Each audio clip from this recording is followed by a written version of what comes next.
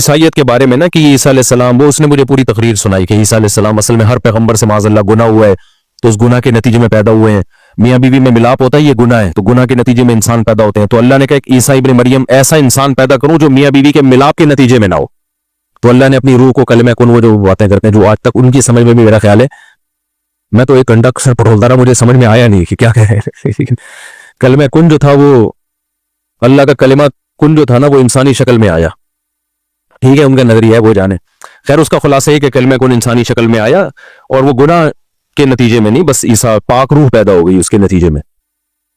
تو اچھا، ان کے ہاں پادریوں میں یہ بھی ہے کہ شادی بیاہ اچھا عمل نہیں ہے، جو بہتر نہیں ہے. بہتر ہے کہ آپ للہ فی اللہ زندگی گزاریں نکاح سے دور، کیونکہ ان کے ہاں جو میاں بیوی کا ملاپ ہے نا، اس کو اچھی نظر سے نہیں دیکھا جاتا.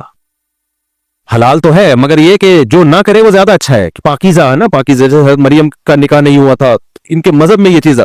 پادریوں میں بھی اصل جو مذہب تھا وہ یہ کہ نکاح مت کرو. اب انہوں نے کرنا شروع کر دیا ہے، لیکن پادریوں کا جو اصل مذہب تھا رہبانیت، وہ نکاح مت کرو کیونکہ یہ عمل گندا ہے. تو اس پہ بحث شروع ہو گئی کہ یہ گندا ہے کہ اچھا ہے. میں نے کہا مجھے ایک بات بتاؤ، ہم اور آپ جو پیدا ہوئے یہ غلط ہوئے؟ نہیں ہونا چاہیے تھا. میں نے کہا نہیں. تو میں نے کہا جس کام کے نتیجے میں پیدا ہوئے وہ کیوں غلط ہو گیا بھائی؟ پھر وہ کیوں غلط ہو گیا؟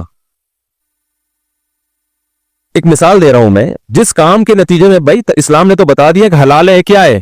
حرام ہے. حرام کرو گے تو ولد الزنا بچے پیدا ہوں گے، غلط ہو گیا نا.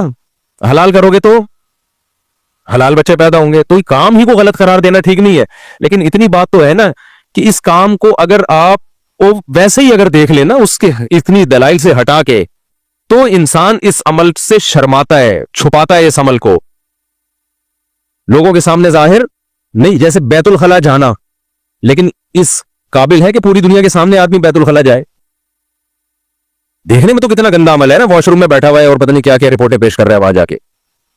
لیکن اس لحاظ سے گندا ہے کہ بدبو بھی ہے اس میں، چھپاتا بھی ہے لوگوں سے، دیکھتا ہے کنڈی اچھی طرح لگی ہے کہ نہیں لگی. اور پاکستان میں تو تالے ڈال کے بیٹھا کرو، جب زیادہ دیر ہوگی نا دروازہ توڑ کے لوگ گھسیں گے اندر، اور کیمرے بھی ہاتھ میں ہوتے ہیں لوگوں کے. تو اس لحاظ سے تو گندا عمل ہے دیکھنے میں، لیکن اس لحاظ سے بہت اچھا عمل ہے. یہ نہ ہونا تو قبض کی گولیاں کھاتا ہے انسان. حکیم صاحب 3 دن سے واش روم نہیں گیا. حکیم کیا ہے کہ تو واش روم جانا چاہتا ہے؟ اتنا گندا عمل. اچھا ہے شوگر کر، نہ بدبو آ رہی ہے کہیں سے، اور نہ جو ہے تو کہیں گندگی ڈال کے آ رہا ہے. اور اب ہم باتیں کرتے ہوئے بھی گھن آ رہی ہے ایسی باتیں کرتے ہوئے. لیکن بھائی گندا ہو کے بھی کیا ہے، ضرورت ہے. نہیں ہوگا تو قبض کی گولیاں کھا کھا کے واش روم جاؤ گے، اور زیادہ ایک ہفتہ قبض ہو گیا تو بولو گے بھائی اب تو جمال گوٹا کھلا دو حکیم صاحب، اب تو جمال گوٹا کھلاؤ. تو اس لحاظ سے کیا یہ گندا عمل ہے کہ چھپاتا ہے انسان اس عمل کو. تو میاں بیوی کا ملاپ بھی اس لحاظ سے چھپانے کا عمل ہے.